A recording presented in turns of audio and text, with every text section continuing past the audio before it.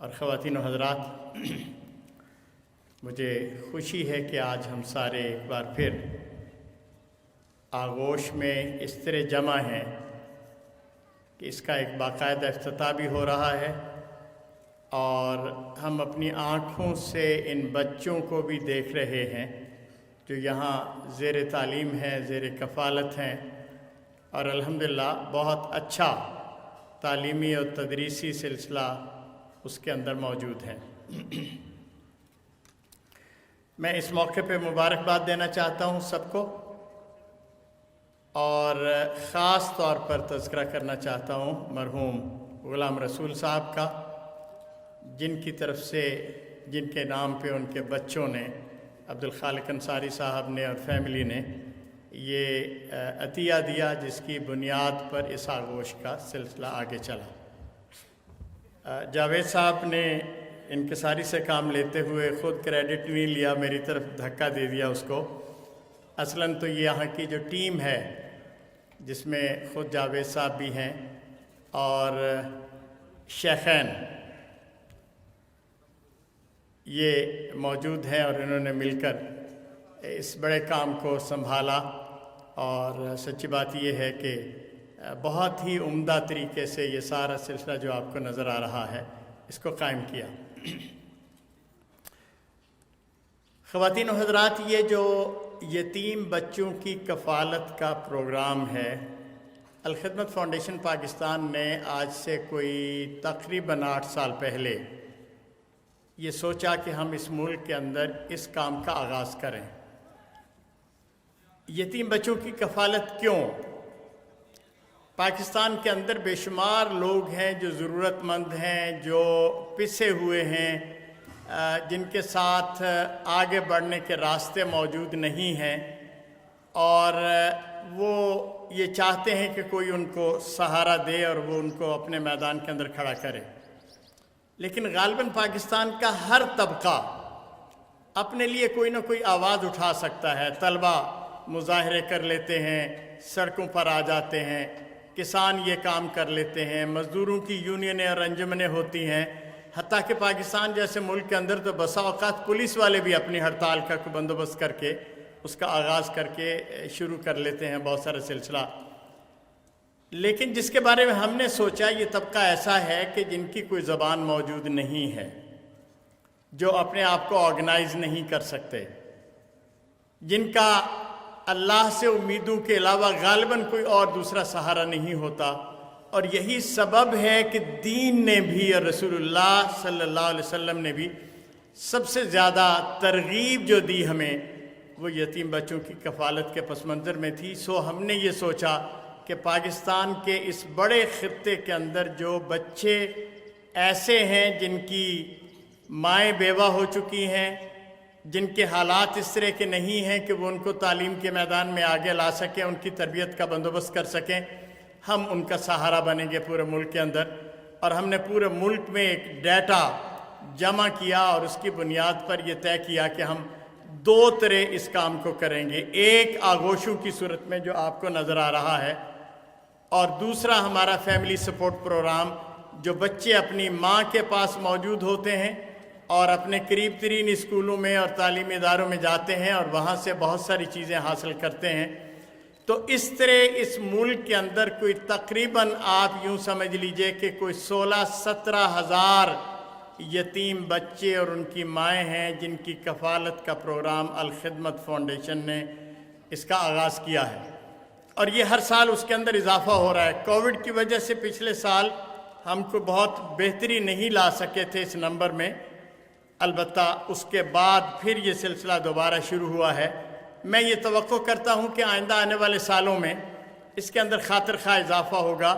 یہ 25 اور 30 اور پھر 40 اور 50 ہزار سے آگے بڑھتے ہوئے یہ انشاءاللہ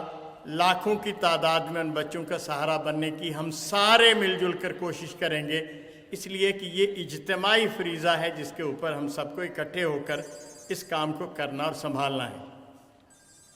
اس میں ایک حصہ آغوش کا ہے۔ آغوش ایک ایسا سیٹ اپ ہے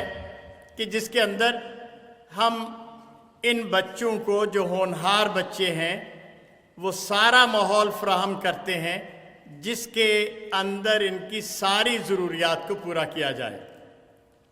یہ اللہ کی مشیت تھی، اس نے والد کو بلا لیا، لیکن والد کے جانے کے بعد جو ذمہ داریاں ایک والد کے سر ہوتی ہیں، ان کے لباس کی، ان کے کھانے پینے کی، ان کی تعلیم کی، ان کے علاج کی، ان کو شفقت دینے کے معاملات کی، ان کی تربیت کی، یہ کٹھن کام ہے، لیکن الحمدللہ الخدمت نے اس چیلنج کو قبول کیا، اور آپ دیکھ رہے ہیں یہاں کے آغوش کی صورت میں ان بچوں کو جو آپ کے سامنے ہیں، الحمدللہ ایک اچھے خوبصورت انداز میں ہم نے اس کام کو آگے چلایا ہے۔ یہ ایک آغوش ہے۔ ہمارے قریب شیخ اپرا میں لڑکوں اور لڑکیوں کے لیے الگ الگ آغوش بنے ہیں اور وہ وہاں کام ہو رہا ہے۔ پھر پنڈی میں ہے، مری میں ہے۔ مری میں جو آغوش ہے، یہاں جو لوگ بیٹھے ہیں، میں چاہوں گا کہ کبھی موقع نکال کر اسپیشلی جب آپ وزٹ کے لیے جاتے ہیں تو وہاں جائیں اور جا کر دیکھیں۔ ہم نے کوشش کی ہے کہ پاکستان بھر سے جو بچے، یتیم بچے تعلیم کے میدان میں اچھے پرفارم کرتے ہیں، ان کو کلاس 5 سے آنورڈ، چھٹی سے لے کر ہم ٹیسٹ کی بنیاد پہ اکٹھا کریں پورے ملک سے، اور پھر ان کو بہت ہی اچھی تعلیم کے ذریعے سے اور بہت ہی خوبصورت ماحول کے ذریعے سے آگے بڑھانے کا کام کریں۔ سو یہ ہمارا جسے کہتے ہیں فلیگ شپ پروگرام ہے، اور اس کو دیکھ کر مجھے یقین ہے کہ آپ کو خوشی ہوگی، ایسی خوشی جیسے آدمی کسی جگہ کو دیکھ کر یہ کہے اگرچہ میرا بچہ یتیم نہیں ہے لیکن یہ ماحول ملے تو میں اپنے بچے کو یہاں داخل کرواؤں اور اس کے تعلیم کے ان سارے مدارج سے اس کو گزاروں۔ الحمدللہ یہ کوئی 16 آغوش ایسے ہیں جو اس وقت پورے ملک میں کام کر رہے ہیں۔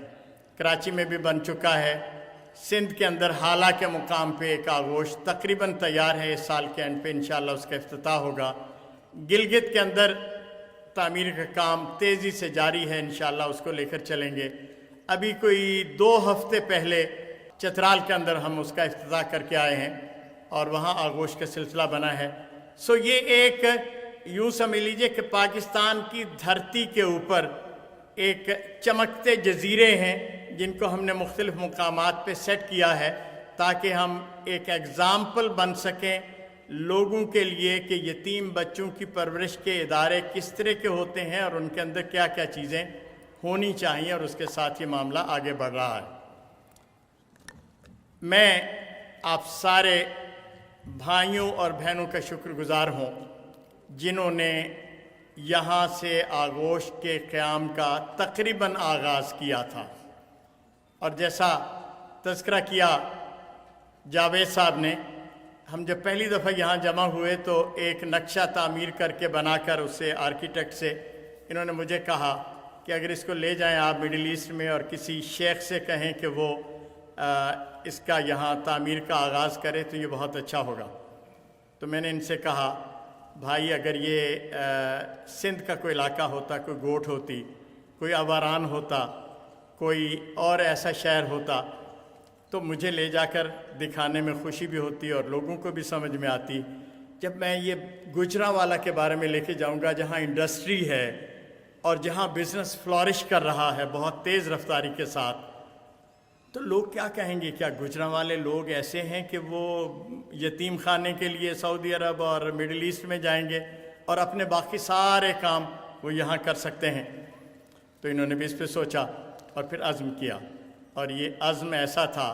کہ الحمدللہ یہ سارے کا سارا ہوم گرون ہے، گوجرانوالہ نے بنایا ہے، اس میں ایک پیسہ بھی باہر سے نہیں لگا ہے۔ میں اس پہ پوری ٹیم کو الحمدللہ پوری طرح مبارک دیتا ہوں۔ یہ شیخین جن کا تذکرہ ہوا، انہوں نے کہا کہ نام لینے کی ضرورت نہیں ہے، انہوں نے اپنی جان لگائی اس میں اور یہ سارا کام کیا، اور یہ جو پورے کا پورا سیٹ اپ ہے اس کو اس پس منظر میں سمجھنے کی ضرورت ہے کہ دنیا بھر میں یہ اللہ کی ایک خاص مشیت ہوتی ہے، وہ جب کسی خاندان کو، کسی فرد کو، کسی بچے کو آزماتا ہے تو اس کے لیے مواقع بھی بے شمار طرح کے پیدا کرتا ہے جس کے ذریعے سے ان کو آگے لے کے جاتا ہے۔ یہ جو ہارڈشپ ہوتی ہے، یہ جو مشکل حالات ہوتے ہیں، اس کے اندر جب کوئی بندہ ڈالا جاتا ہے تو وہ اسی نسبت سے اپنی صلاحیتوں کو اجاگر کرتا اور آگے جاتا ہے۔ میں ایک سادہ سی اکثر اوقات مثال دیتا ہوں لوگوں کو۔ آپ کے ہاتھ میں گیند ہو اور آپ اس کو روئی کے اوپر یوں کر کے پھینکیں تو اس کے اندر پھنس جائے گی، دھنس جائے گی، اوپر نہیں آئے گی۔ اور اگر آپ ہارڈ سرفیس ہو، سخت جگہ ہو، اس کے اوپر اس گیند کو پھینکیں گے تو جتنی قوت سے پھینکی تھی اس سے کئی گنا زیادہ وہ اوپر جائے گی۔ یہ جو سختی کے حالات ہوتے ہیں، یہ انسان کے اندر باؤنس بیک کرنے کی اللہ نے جو صلاحیت رکھی ہوتی ہے، اور اسی لیے دنیا کے بے شمار لوگ، ہمیں نام تو معلوم نہیں ہوتے، جو نام معلوم ہیں ان میں آف کورس سب سے بڑا ہمارے نبی مکرم محمد رسول اللہ صلی اللہ علیہ وسلم کا ہے کہ یتیمی کی زندگی سے نکل کر اس پوری دنیا میں روشنی کا وہ اہتمام کیا جس کی کوئی حد نہیں۔ لیکن بعد ازاں بھی سائنسدانوں میں بھی، پولیٹیشنز میں بھی، علماء میں بھی اور بے شمار دوسرے لوگوں میں اس ماحول سے نکلنے والے بچوں کے اندر سے بے شمار لوگ تھے جنہوں نے دنیا میں بڑا کام کیا اور بہت قداور حیثیت سے اپنے